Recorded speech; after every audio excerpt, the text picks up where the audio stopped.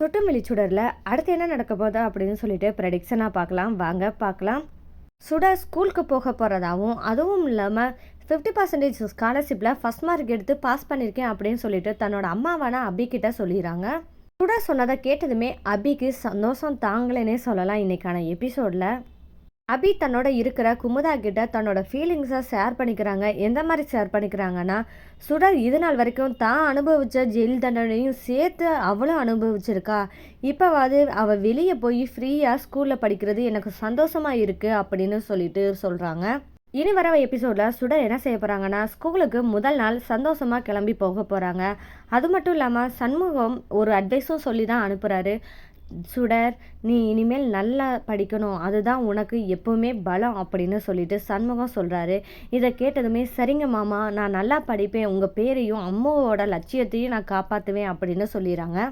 இந்த தருணத்தில் தான் சுடர் கிளாஸ் ரூம்க்குலாம் என்ட்ரி ஆக போகிறாங்க. என்டர் ஆனானே அங்கே இருக்கிற எல்லா ஸ்டூடெண்ட்ஸையும் பார்த்து ரொம்பவே ஹாப்பியாக ஃபீல் பண்ண போகிறாங்க. சுடர் எல்லாருக்கிட்டேயும் நட்பாக பழகலாம் அப்படின்னு நினச்சிக்கிட்டு இருக்கிற சமயத்தில் தான் உள்ள கிளாஸ் டீச்சர் வராங்க. கிளாஸ் டீச்சர் வந்ததுமே என்ன கேட்க போகிறாங்கன்னா, உங்களோட செல்ஃப் இன்ட்ரோடக்ஷன் கொடுங்க அப்படின்னு சொல்லிட்டு கேட்க போகிறாங்க. ஒவ்வொருத்தராக கேட்டுட்டு இருக்க சமயத்தில் தான் சுடர் தன்னை பற்றி சொல்ல எந்திரிக்க போகிறாங்க. அந்த சமயத்தில் என்ன சொல்ல போகிறாங்கன்னா, என்னோட பேர் சுடர், என்னோட அம்மா பேர் அபிநயா, அவங்கள நான் அம்முன்னு தான் கூப்பிடுவேன் அப்படின்னு சொல்லிட்டு செல்ஃப் இன்ட்ரடக்ஷன் கொடுக்க போகிறாங்க. அந்த சமயத்தில் தான் கிளாஸ் டீச்சர் கேட்க போகிறாங்க, ஏன் சுடர் உனக்கு அப்பா இல்லையா, அப்பா பேர் சொல்லு அப்படின்னு சொல்லி கேட்க போகிறாங்க. அந்த சமயத்தில் ரொம்பவே அவமானப்பட்டு நிற்க போகிறாங்க சுடர். இந்த இடத்துல தான் தியா என்ன நினைக்க போகிறாங்கன்னா, இன்னும் இவளோட பற்றி எல்லாருக்கிட்டையும் சொன்னால் இவகிட்ட யாருமே பழக மாட்டாங்க அப்படின்னு சொல்லி தியா நினைக்க போகிறாங்க. தியா எல்லாரும் முன்னாடியே எழுந்து கிளாஸ் டீச்சர்கிட்ட சொல்ல போகிறாங்க. என்ன சொல்ல போகிறாங்கன்னா, மிஸ், இவளுக்கு அப்பா கிடையாது, அம்மாவும் ஜெயில் தண்டனை அனுபவிச்சுட்டு இருக்காங்க, இது நாள் வரைக்கும் அவள் படித்து வச்சது எல்லாமே ஜெயிலில் தான் அப்படின்னு சொல்லிட்டு தியா எல்லார் முன்னாடியும் சொல்லிடுறாங்க. இதை கேட்டதுமே எல்லாருமே சிரிக்கிறாங்க. என்ன சுடர், உண்மையா அப்படின்னு சொல்லி கேட்டு சிரிக்க ஆரம்பிச்சிட்டாங்க. இதை பார்த்ததுமே சுடருக்கு ரொம்பவே கஷ்டமாக போயிடுது. சுடர் ரொம்பவே சந்தோஷமாக அடியெடுத்த முதல் நாளே கஷ்டத்தை அனுபவிக்க ஆரம்பிச்சிட்டாங்க.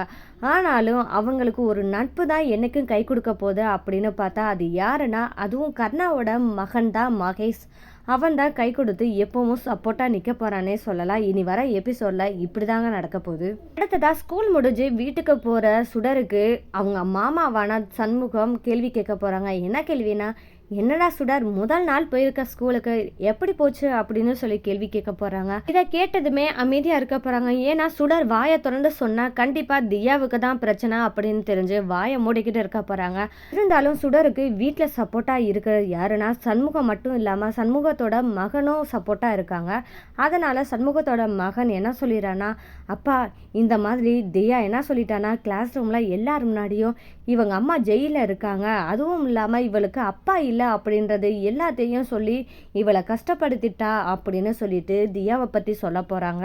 சண்முகத்துக்கு இந்த விஷயம் தெரிஞ்சதும் இனி தியாவோட நிலைமை என்னவா இருக்கும், இவரோட முடிவு என்ன அப்படின்றதா இனி வர எபிசோடில் இருக்க போகுது.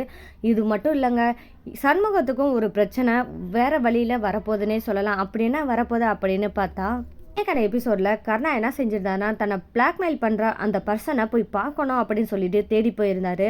ஆனால் அந்த இடத்துல அந்த பிளாக்மெயிலர் மாட்டவே கிடையாது. அந்த பிளாக்மெயிலரோட என்னன்னா, அவர்கிட்ட இருந்து இவன் பிடுங்கின காசை வாங்கினா போதும் அப்படின்றது ஒரு காரணத்துக்காக மட்டும்தான் பிளாக்மெயில் பண்ணுறான். இவன் கிடைக்கலையா அப்படின்னு சொல்லிட்டு கர்ணன் அப்செட் ஆகி என்ன செஞ்சிடான்னா, நேராக ஆஃபீஸ் போகிறான். அங்கே போனால் வெற்றியே ஏற்கனவே கோபத்தில் இருக்காரு. அந்த சமயத்தில் இவர் என்ன சொல்கிறான்னா, என்னடா வெற்றி, கோபமாக இருக்கியா அப்படின்னு கேட்குறாரு. என்ன கர்ணா, நீ இப்படி பண்ணுவேன்னு நினைக்கவே இல்லை, உனக்கு எதனால ஒன்றுனா நான் என்ன பண்ணுவேன், நான் சும்மாலாம் பார்த்துக்கிட்டு இருக்க முடியாது, என்ன பிரச்சனைன்னு தான் சொல்லு, ஏன் இப்படி போகிற அப்படின்னு சொல்லிட்டு கேட்குறாங்க.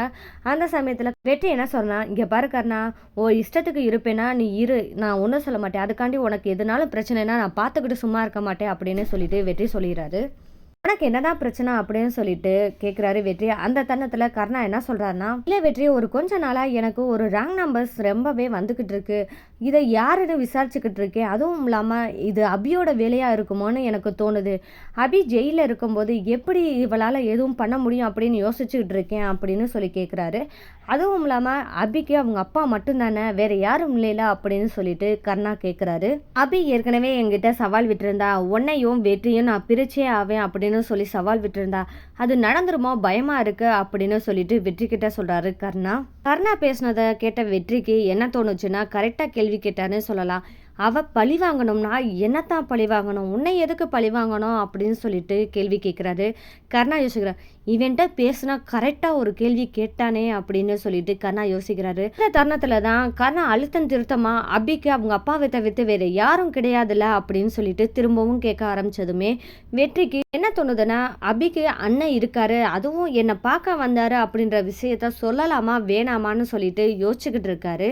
அப்போ திரும்பவும் கேட்குறாரு கர்ணா, இருந்தாலும் நம்ம சொல்லக்கூடாது, ஏன்னா அவருக்குன்னு ஒரு குடும்பம் இருக்குது, கர்ணா ஏதாவது பண்ணிட்டா அவங்க குடும்பத்தில் இருக்கிறவங்க பாதிப்பாங்க அப்படின்னு சொல்லிட்டு வெற்றி யோசிக்க போகிறாரு. அதனால் வெற்றி சண்முகத்தை பற்றி கர்ணா கிட்ட எதுவும் சொல்லாமல் இருக்க போகிறாரு. ஆனால் வெற்றி இதோட விட போகிறாரா? கண்டிப்பாக விட மாட்டார். நேராக சண்முகத்தை நோக்கி போக போகிறாருன்னே சொல்லலாம். போய் அவர்கிட்ட, என்ன உன் தங்கச்சி இனியும் என்ன பிளான் பண்ணிக்கிட்டு இருக்கீங்க, கர்ணாவை ஏதாவது பண்ணணும்னு நினச்சா அது என்னை தாண்டி தான் நீங்கள் தொடணும் அப்படின்னு சொல்லிட்டு கேட்க போகிறாரு. இந்த தருணத்தில் தான் சண்முகம் கூட சுடர் இருக்க போகிறாங்க. சுடர் இருக்கிற பார்த்த வெற்றிக்கு கண்டிப்பாக சுடர் தான் தன்னோட மகள்னு தெரிய வருமா அப்படின்றதா இனி வர எபிசோடில் ட்விஸ்ட்டாக இருக்க போது. இந்த மாதிரியான சுவாரஸ்யமான நிகழ்வுலாம் நீங்கள் தெரிஞ்சுக்கணும், மறக்காமல் என்னோட சேனலை சப்போர்ட் பண்ணுங்கள். அது மட்டும் இல்லாமல் இந்த வீடியோ பிடிச்சிருந்தா லைக் பண்ணி தருவீங்க. மீண்டும் சந்திப்போம்.